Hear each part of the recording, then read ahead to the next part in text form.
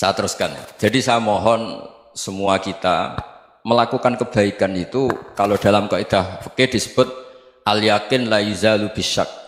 Banyak kebaikan yang kebenarannya itu 100%. Tidak punya efek samping ke pihak lain, ke kelompok lain, ke komunitas lain.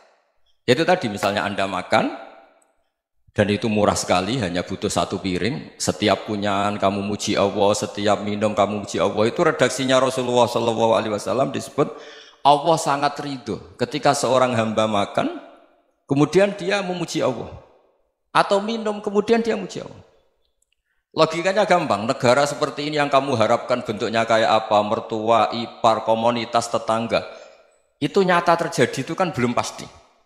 Sementara yang mesti terjadi adalah kamu butuh makan, kalau tidak mati.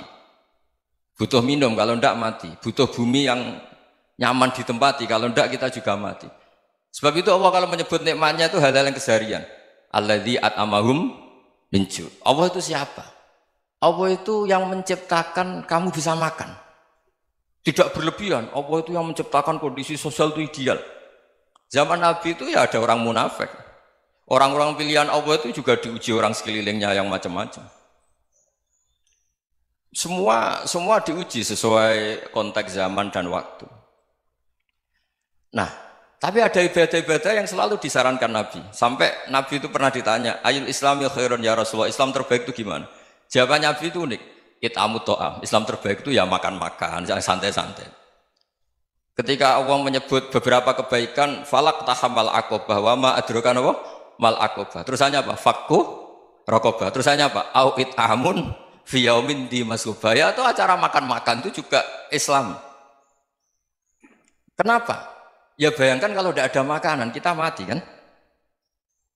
Kondisi sosial tidak ideal itu Anda masih gak apa-apa. Tapi kalau Anda tidak makan, Anda tidak minum, kamu punya istri cerewet masih bisa hidup, punya mertua cerewet masih bisa hidup. Tapi kalau tidak makan bisa mati.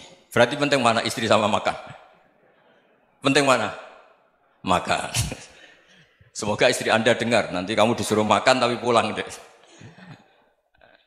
Itu kalau dibahasakan makan masih memahami. Penting mana nasi satu piring dengan istri. Nggak ada nasi mati, nggak ada istri belum mati. Penting mana? Gak berani jawab kan? Nah, ternyata Anda ada garang kan di depan istri.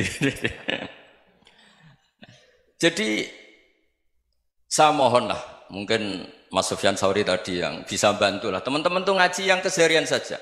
Karena kita nyari ridha Allah itu berdasar firman Allah. Dan firman Allah itu menyebut keseharian tuh riang, gampang. Yaitu tadi misalnya wa min ayatihi manamukum bil laili wan nahar. Termasuk ayat-ayat Allah itu kamu tidur. Maka dulu itu ada guyonan, ada tokoh Mu'tazilah, kelompok dalam Islam yang berpikir manusia itu bisa menentukan ikhtiarnya sendiri. Karena saya bisa duduk, ingin berdiri. Karena kelompok ini nggak terima kalau semua kehendak Allah, nanti bagaimana kalau semua kehendak Allah kok ada hisab ya, ada sanksi. Lucunya itu dia akhirnya, ini cerita ya, mencintai seorang perempuan cantik sekali. Dan itu dia menjadi ahli sunnah itu oleh hal-hal yang sepele. Karena istrinya cantik, ya namanya suami istri hubungan intim. Terus ditanya, Mas, masih ingin lagi? Masih. Silahkan diulang lagi. Wah, ya tidak bisa. Katanya manusia bisa menentukan yang diinginkan. Itu tobat itu. Itu nggak bisa ditobatkan Mas Sufyan Sauri. Orang cantik yang mudah nobatkan orang itu orang cantik. Segampang itu. Akhirnya kita tahu, makanya kalau dalam kitab hikam itu disebut al-aqil mayyakul madza yaf'alu wa bi wal ghafil mayyakul madza af'al. Orang yang punya akal karena sadar ini wilayah Allah, semua milik Tuhan, itu dia tiap hari berpikir besok Allah akan melakukan apa, terhadap dunia ini. Kamu merencanakan sesuatu mau plesir ternyata gempa, mau wisata ke Rusia ternyata perang. Kamu tidak pernah tahu apa yang akan terjadi besok. Wa ma tadri nafsum madza taksibu ghadan. Tapi anda semua kita ini sering punya jadwal permanen. Makanya saya kalau diundang siapa saja bisa takdir. Yang jelas Gus ini acara penting. Ya masih acara penting nak pangeran ngersakno piye. Kowe ape dadi pangeran ya kamu kok mau jadi Tuhan. Itu kadang ya kiai. Penting Gus acara ini jenengan harus memastikan bisa. Loh, kamu itu yang ngajarin tauhid, sesuatu itu biadillah kok bilang-bilang apa pasti. Kalau maksa terus tak tobatkan kamu kata. Ya kalau gitu Gus bilang insya Allah. Wah itu hati saya, fisik saya, roh saya sudah bilang insya Allah. Tidak usah kamu latih kata saya. Nah hal-hal tauhid keseharian itu gampang sebetulnya. Wal ghafil yaqulu madza af'al. Tapi orang yang lupa Allah dia setiap hari bilang besok apa? Kita bisa melakukan apa? Seakan-akan dia itu aktor, dia penting, dia subjek permanen, dia. Padahal kita ini hanya objek kehendak Allah Subhanahu wa taala. Karena kita yakin sesuatu yang terjadi di alam raya ini kita tidak bisa apa-apa. Makanya saya sering ngaji, sering bilang saya. Ketika Anda mensifati Allah, dia yang menghidupkan. Sudah itu tanamkan, sehingga ketika kita mati, santai saja. Kenapa santai? Allah punya cara menghidupkan kita. Zaman kita hidup juga gak tahu caranya ngelola jantung, ngelola paru-paru. Kamu juga gak tahu ngelola oksigen yang tidak beracun, tidak mengandung polusi. Tahu-tahu hidup. Gak ingin tua ya tahu-tahu tua, gak ingin mati tahu-tahu mati. Selama ini kita hidup juga gak tahu apa-apa sebenarnya. Hanya gaya tok, punya jadwal, punya planning. Kalau kamu bisa menentukan pilihan Anda, pasti Anda istrinya cantik, 4 neriman semua, kona'ah semua. Nyatanya enggak kan? Ada 1 jelek, cerewet. Wah itu kan. Nyatanya enggak bisa apa-apa Anda kan? Dan kamu bawa mati lagi. Itu kan. Istri Anda juga gitu, punya keinginan, punya suami yang ganteng, yang jabat, yang neriman, yang enggak poligami. Ya enggak kesampaian juga. Kalau kita ngitung tingkat kegagalan kita itu gagal terus. Ya kan? Nah, terus ingat Allah. Madza yaf'alu wa bi. Orang yang punya akal selalu berpikir Allah itu menghendaki apa terhadap saya. Dong sama-sama orang melihat orang yang serius. Itu kata Anda itu pemikir berat, serius. Senang punya tokoh yang merengut karena kamu anggap serius. Tapi sebagian orang anggap orang yang serius itu wong merengut, wong masam, wong muka kok ditekuk. Jadi sama itu hati ya muqallibal qulub tsabbit qalbi ala dinik, karena kita enggak tahu cara berpikir kita tentang orang lain, tentang sekeliling kita. Misalnya kita orang baik yang jenis ngurmat fakir miskin, ada orang bangun masjid mewah itu janggal. Apa artinya masjid mewah kalau banyak orang kelaparan? Tapi kalau yang jenis pendidikan, apa artinya masjid mewah kalau tidak bisa ngaji? Nanti yang jenis infrastruktur, apa artinya ini kalau semuanya punya sudut pandang yang berbeda-beda. Dan Islam mengapresiasi semua kebaikan.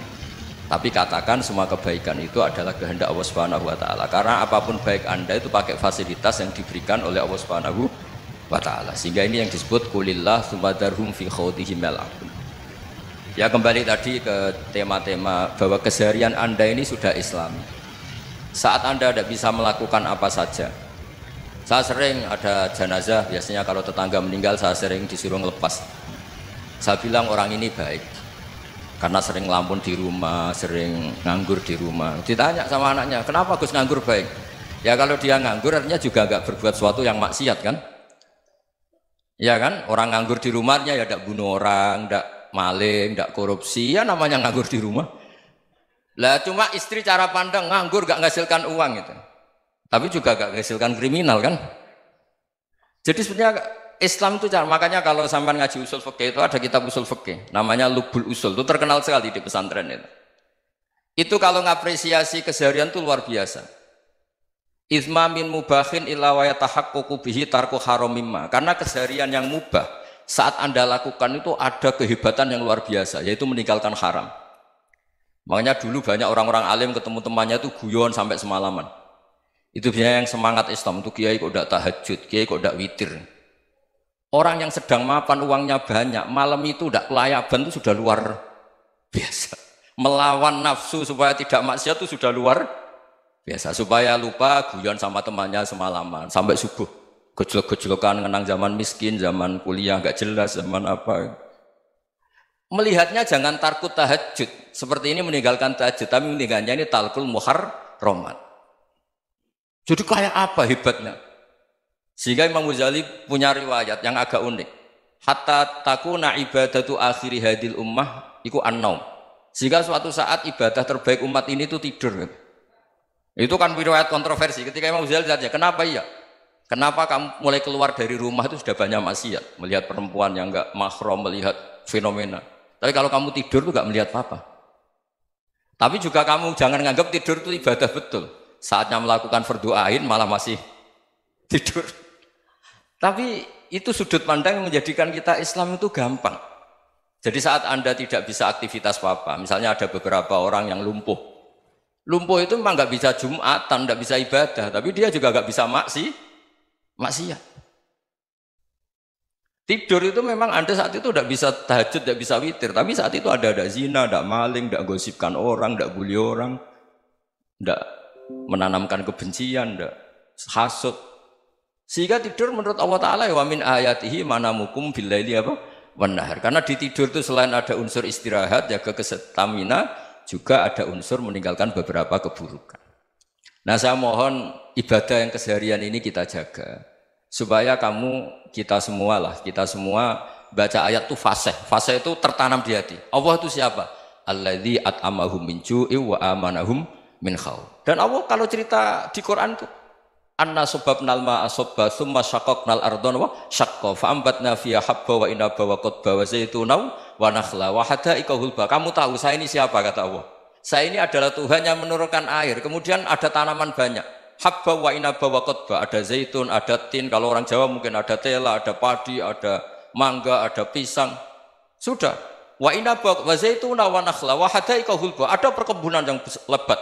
Tujuannya apa? Mata Allahkum, silahkan kamu pakai, kamu nikmati. Tapi karena kadang kita ini punya ide-ide besar. Tadi untuk syukur saja nunggu punya istri riman, rumah baik, tetangga baik, komunitas baik, semuanya baik baru syukur. Lama-lama nanti ada di surga, syukurnya nunggu surga paling kelas A. Itu sudah ada yang menghuni Rasulullah, kamu nggak boleh di situ. Masa untuk syukur saja? Repotnya Masya Allah. Jadi mohonlah Quran yang kalau Anda hafalkan juz sama itu kan ada ayat-ayat yang kayak tadi. Ya, fal yang dzuril insanu ila ta'ami. Coba lihat apa yang kamu makan ya? Dari mana? Dan untuk mempertahankan hidup kamu keseharian. Jadi jangan kira ibadah itu harus membentuk komunitas yang versi Anda. Ibadah itu harus yang hal yang mulu-mulu. Kesehariannya Anda alami. Loh ini saya tidak bikin-bikin. Saya ngaji bukan karena berdasar pesanan. Itu ayat yang saya baca kan betul ada ayatnya kan. Fal yang dzuril insanu ila ta'ami. Anna sababnal ma'a sabba. Thumma syaqqaqnal ardo syaqqa. Fa ambasna fiha habba wa inaba wa qadba wa zaituna wa nakhla wa hada'iqa ghulba. Terusannya apa? Mata'al lakum, silakan kamu nikmati. Mata itu silakan kamu nikmati. Ya kayak sampean dikasih hidangan ya makan. Ya sudah makan. Habis makan ya minum. Habis itu ngantuk ya tidur. Ya sudah normal-normal saja. Kayak apa indahnya Islam. Tapi Anda mencari Islam yang gimana lagi? Nah itu yang diajarkan guru-guru kita, diajarkan sanad kita sampai Wali Songo, sampai Rasulullah SAW. Bahwa pada akhirnya ada jihad, ada perang. Itu dulu memang perang, bukan membunuh. Beda. Dulu kita dijajah Belanda ya perang, dan itu normal karena kita dijajah. Jadi ketika orang lain ingin baik sama kita, wa in ahadum minal musyrikin astajaruka ya fajirhu hatta yasma'a kalam Allah. Kalau mereka ingin baik ya kita baik. Makanya ada istilah musta'man, mu'ahad. Kalau mereka ingin damai, berdampingan dengan kemajmukan ya itu yang lebih baik. Karena memang Islam menghormati proses perdamaian. Wa in janahu lis-salmi ya fajnah lah. Kalau ingin damai ya kita harus